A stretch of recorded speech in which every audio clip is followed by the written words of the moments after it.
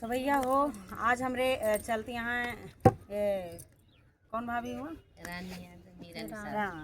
रानी भाभी और मीरा भाभी एक ठीक गाना सुनावे चलती हैं। आप सबका कैसे लागे कमेंट करके जरूर बताइए। नारी समझावे चतुर होई जा बालम, नारी समझावे चतुर होई जा बालम, नारी समझावे चतुर होई जा बालम, नारी समझावे चतुर होई जा बालम,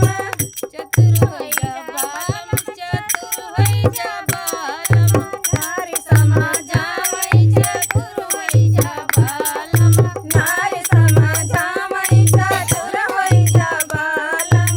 दूसरे के खटिया पैना बैठा बालम, दूसरे के खटिया पैना बैठा बालम, दूसरे के खटिया पैना बैठा बालम, दूसरे के खटिया पैना बैठा बालम,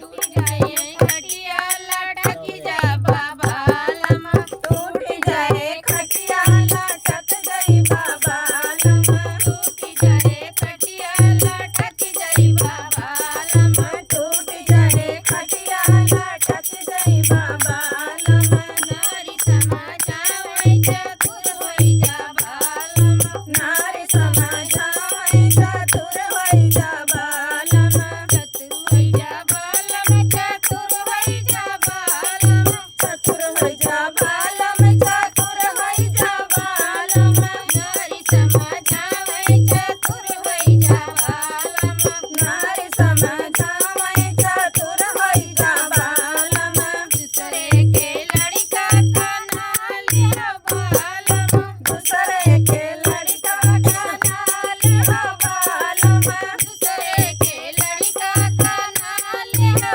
बालम, दूसरे के लड़का का नाल हो बालम, छोड़ी नहीं लड़का खिसियाई जब बालम, छोरी नहीं है लड़का खिसियाई जब बालम, छोड़ी नहीं लड़का खिसियाई जब बालम, छोरी नहीं है लड़का खिसियाई जब बालम, नारी समझावे चतुर होई जा बालम, नारी समझावे चतुर होई जा बालम, चतुर होई जा बालम, चतुर होई जा बालम, चतुर होई जा बालम, चतुर होई जा बालम, नारी समझावे चतुर होई जा बालम, नारी समझावे चतुर होई जा बालम,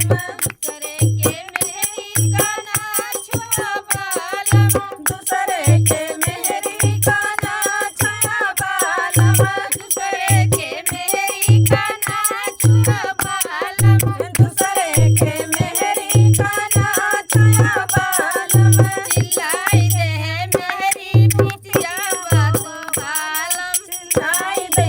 नारी पिटिया बातों बालम, चिल्लाई दे मेहरी तू पिटी जा बालम, चिल्लाई दे मेहरी तू पिट गई बालम, नारी समझावे चतुर होई जा बालम,